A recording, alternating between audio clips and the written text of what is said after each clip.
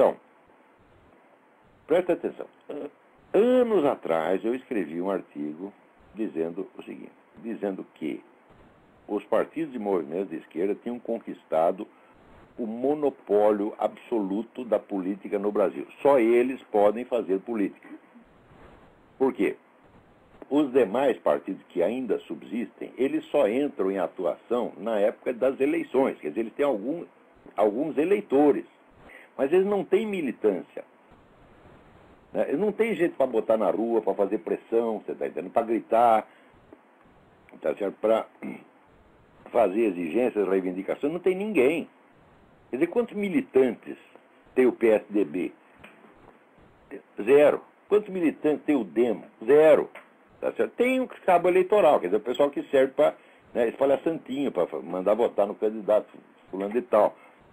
Mas, pergunto eu, quantas organizações mobilizaram gente para ir lá na Assembleia Legislativa defender o promotor, que estava tentando cumprir a lei? Ninguém. Zero, zero, zero, zero, zero, zero, zero. Ora, ao mesmo tempo, eu recebo aqui uma notícia escrita até por um amigo meu, um sujeito ilustre, que eu gosto muito, que é o Bruno Garchag, contando desse encontro que houve no Rio Grande entre várias organizações liberais, né?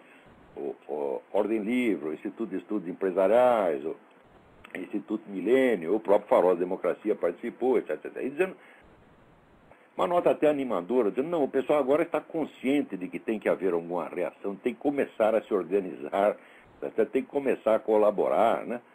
Então, note bem, que tipo de atuação esse pessoal vai ter? Vai ter atuação apenas na esfera cultural e, no máximo, eleitoral. Se quiser juntar militantes, de quanto tempo você acha que leva para você formar militantes capazes de fazer uma passeata? Você precisa meses para preparar uma pessoa para isso. Você precisa de gente qualificada. Quer dizer, militância treinada, militância habilitada, vamos dizer, a agir coordenadamente, não é uma coisa que se produz do dia para a noite. Tá certo? E isso custa dinheiro. Todas as organizações conservadoras liberais somadas, tá certo? Não tem o orçamento de um vereador do PT. Um vereador do PT tem mais dinheiro do que todas essas organizações juntas.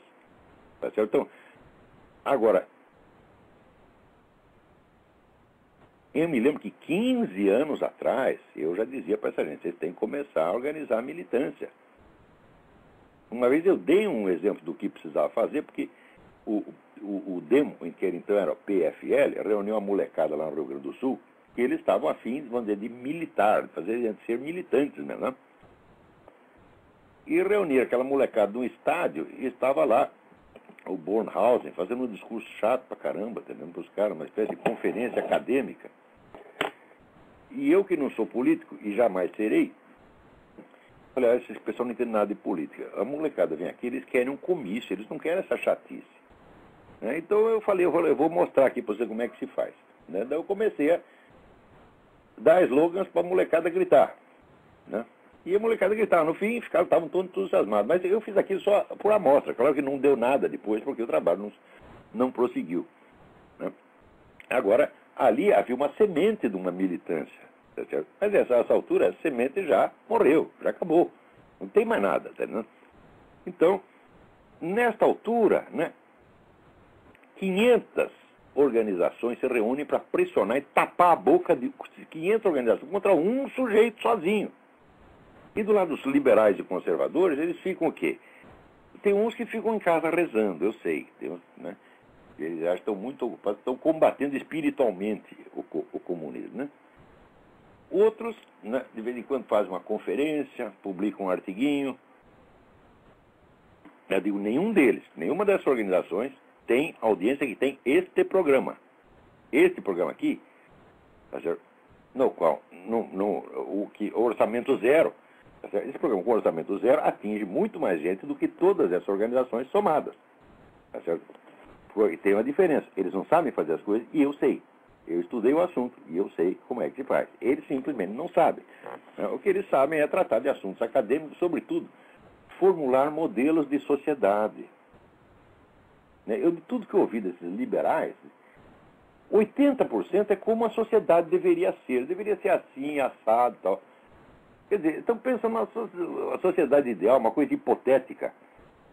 Por exemplo, esse pessoal que diz que é libertarian, que diz, não, tem que privatizar tudo e tal. Bom, isso é uma ideia que você tem, tá certo? Mas,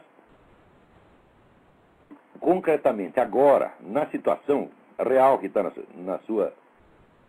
que está em volta de você, o que você vai fazer? Nada, vai fazer nada, vai ficar sonhando com o seu modelo de sociedade ideal. Então, eu escrevi já há muitos anos que a esquerda havia chegado a obter um monopólio da mobilização popular e, portanto, o monopólio da política. Tá certo?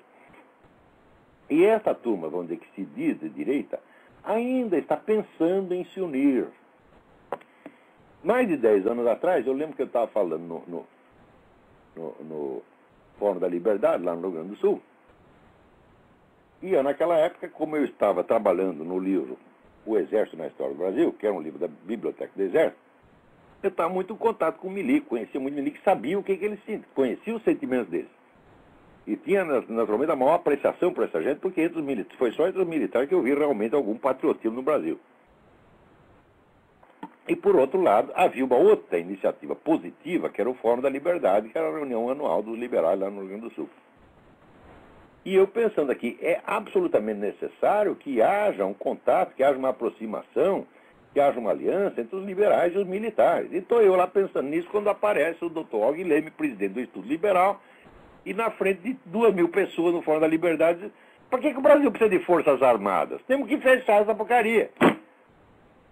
Olha, naquela altura eu disse aquela famosa frase, fudeu. Acabou. Acabou. Isto vai quase 10 anos atrás, gente. Agora os caras se reúnem e eles precisam se articular, né? Bom, primeiro, a maior parte das pessoas que se diz liberal, eles são diretamente responsáveis por essa situação criada. Por quê? Porque a maior parte deles são pessoas que só se preocupam com uma coisa, que é a liberdade de mercado. Eles só lutam no fronte econômico. No mais, eles são favoráveis a todo o programa cultural e moral da esquerda. Aborto, casamento gay, etc, etc. Aprovam tudo isso. Porque o Estado não deve interferir. Se o Estado não deve interferir, então, se os gays querem casamento, eles devem ter casamento. Se a pessoa quer fazer aborto, deve poder fazer aborto. Quer dizer, eles levam o princípio, vamos dizer, da liberdade individual a um ponto em que esse princípio se torna o inverso de si mesmo. Note bem, porque a liberdade, ela de fato não é, ela não pode ser um princípio. Princípio é uma norma geral que pode ser aplicada indefinidamente sem levar a contradições. Tá certo? Por exemplo, você pegar as regras da aritmética elementar, são princípios, todas elas. Você pode aplicar indefinidamente com as regras da geometria. Nunca vai chegar a contradições. Você vai deduzindo, chegando às aplicações mais remotas e particularizadas, nunca vai haver uma contradição. Agora, existem outras coisas que parecem princípios, mas são apenas normas gerais pragmáticas. Né? Como, por exemplo, o da liberdade individual. Esses princípios, pseudo-princípios, eles não podem ser aplicados indefinidamente, porque quando passam um certo ponto, eles se contradizem. Eles viram o contrário do que eram. Tá certo? Porque são princípios de aplicação relativa. Quando as pessoas dizem a liberdade de um termina onde começa a do outro, basta, todo mundo está consciente disso e todo mundo repete isso ad infinitum. Basta isso para você entender que a liberdade não é um princípio, mas uma norma pragmática de aplicação limitada. A liberdade é limitada por sua própria natureza.